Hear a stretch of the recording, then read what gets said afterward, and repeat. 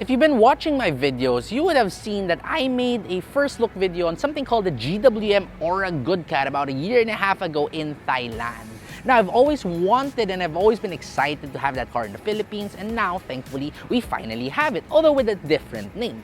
This is the 2024 GWM Ora 03, so it's no longer called the Good Cat, yet it is still the same car underneath. In this video, let's see if this fully electric, small, funky and quirky looking vehicle is any good. So why exactly have I always wanted the GWM Good Cat or the GWM Ora 03? Well, I really love the styling that it has. Now, if you look at this car from literally any angle, I'm pretty sure you'll be reminded of either a Mini Cooper or a Porsche 911 or a Volkswagen Beetle or any one of the old Volkswagens, and you can clearly see that with these round headlamps, these bulgy fenders, and even the hood with like two bulges on it.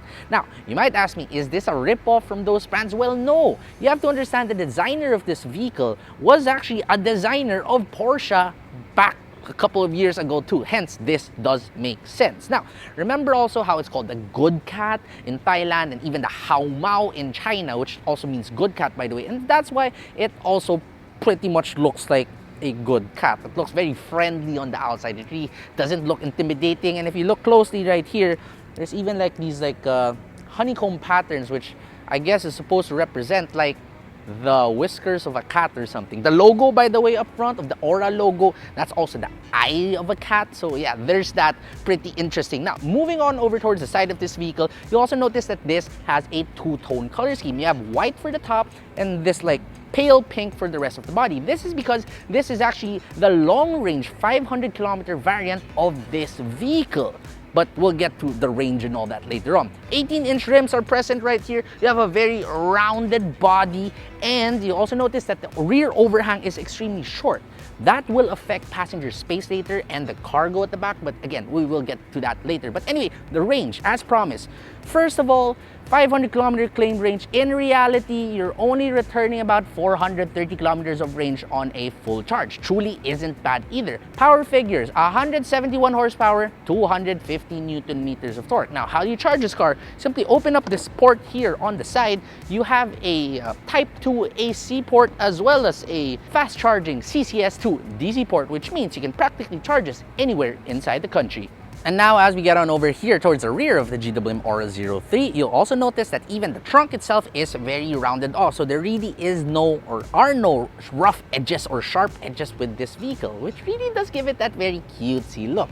Also, there is a spoiler on top, but even that has a slight roundness to it, which is very unbecoming of spoilers. Also, if you look down below, these are actually where your turn signals are located. So these are one of the lowest turn signals located on any vehicle, probably as low as what you would get with the new Hyundai Santa Fe, which also has really odd light placements. Anyway, now let's open up this tailgate, and as you notice that it is powered despite the size of this tailgate. In here, because you do have a very short overhang and they really did maximize passenger space on the inside, you'll notice that cargo space isn't exactly the biggest, but given that this vehicle isn't big either, well, this does make sense. There is still underfloor storage. This is where you'll find your first aid kit, your charging cable storage, and you even have a fire extinguisher in here. Don't worry though, if you do need to carry longer and bigger items, those rear seats can be folded down 60/40, which vastly increases your cargo volume. Now we move inside GWM Ora 03, and as usual, we check the door thud first.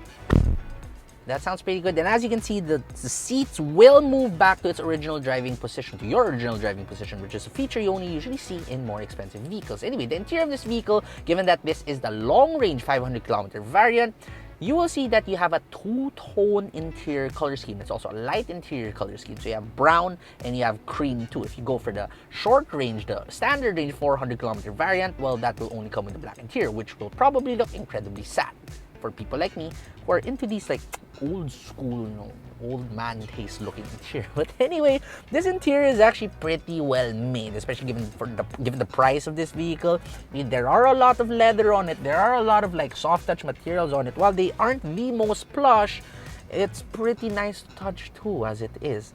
You also have a dual 10.25-inch touchscreen right here. Sorry, one is a digital instrument cluster, isn't a touchscreen, and the center one is. That comes with wireless Apple CarPlay and wired Android Auto, and it even comes with a 360-degree top-down view camera as well as a reverse camera, and the definition on it isn't too bad. This screen is also pretty damn responsive for what it is. Now, if you go here towards the center, you also notice that there are these knobs right here. Now, this is both good and bad.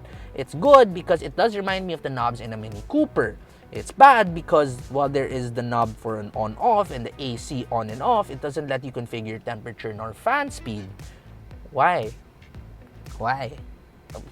I would have appreciated the fan speed and temperature more here than the AC button or the window defrost button, but maybe that's because we live in the Philippines, and elsewhere in the world maybe this would make a lot more sense. Yes, in case you're wondering where the AC fan and all that are located, you do have to go into your infotainment screen. Kind of annoying.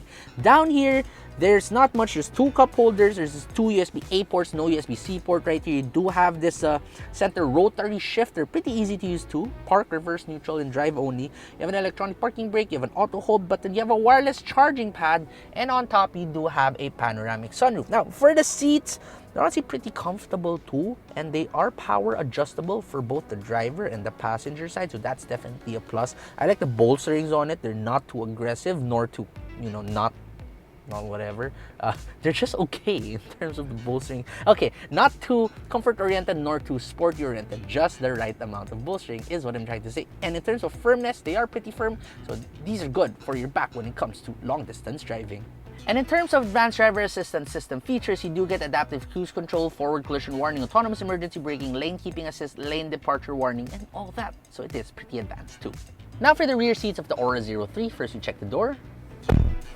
Sounds pretty good. Okay, back here, space is honestly pretty good for my height, but I am only 5'6" tall though. Legroom-wise, I have a lot of legroom, and headroom-wise, I still have around 4 or 5 inches or so. If you're a little bit on the taller side, seated behind yourself, you could struggle in a while. Anyway, this is this good in terms of leg room because they really did move these rear seats all the way back. That is probably the reason why you do have that short overhang.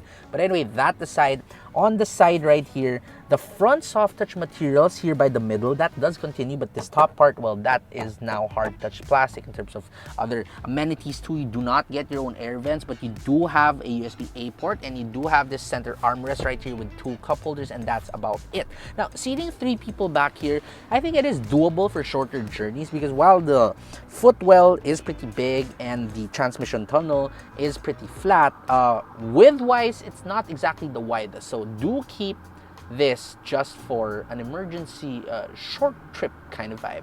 So now we drive the GWM Ora 03, and driving this vehicle is exactly like how it looks. It feels like a very friendly car to drive. What do I mean by that? Well, the steering is super light, maneuverability is good, it's so easy to park, and also the comfort in here, the suspension, it's also good too.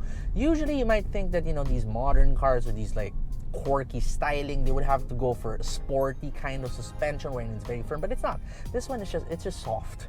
So it's a very comfortable car to drive for your daily drives inside the city. And even if you do go up on the highway, it still is pretty stable, yet still comfortable. So that's something I really like about that. The power, 171 horsepower and 250 Newton meters torque isn't much. It really isn't, right? However, because the car isn't exactly the biggest, this is actually a lot of power. And especially if you put this car into its sportiest mode, for example, which makes it sound like that, and you floor it, you can actually get a little bit of wheel spin. All that instant torque just gets you a lot of wheel spin. So it is a pretty fun car to give you some quick acceleration pulls. Also, when it comes to handling, despite having a soft suspension, it is honestly pretty decent too. And probably that's because you have your batteries there under the floor, just like a lot of electric vehicles. So you do have a very low center of gravity, which gives you a very reassuring feel as you push the vehicle over corners. Now, if there's something I do like, but at the same time not like too much about the GWM Ora 03, it would be its advanced driver assistance system.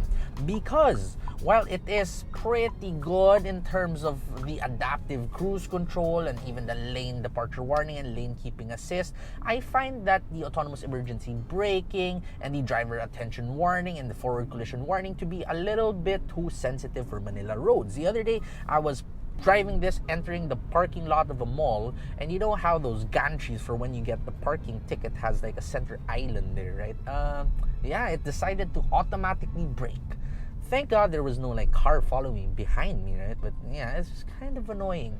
Not really a deal breaker, I would say, but yeah, I just wish you can lower the sensitivity. And yes, you actually can in the infotainment screen, but even at the lowest sensitivity, it still is a little bit too sensitive. And yet another thing I'm not a big fan of here would be the side mirrors, because it has this function that you usually get with more expensive vehicles, right? Wherein if you put the car into reverse, the side mirrors will actually adjust and tilt to a certain angle wherein you can see your car's rear end a little bit more, as well as where your rear tires are, or where the end of your car is. And yes, it does that. However, in literally any vehicle that has that, once you go back into drive, it will go back to its original position where you set it in. But for this one, I'm not sure if it's an issue with my settings in here, or is there an issue with this demo unit, but it doesn't go back. So every time I go into reverse and I want to drive forward again, I do have to configure my side mirrors, especially there on the passenger side, every single time, and it gets pretty annoying. But you know what isn't annoying? Driving this vehicle on the highway, because such a small car like this, such a cute looking car such as this, you would then expect that when it comes to like noise insulation and refinement, that it would not be good. But guess what? It is. Noise insulation in here, in terms of wind noise and tire noise, is pretty well subdued. With one exception, the roof. When it is raining, it does get pretty loud here. That aside, it's a very serene car to drive.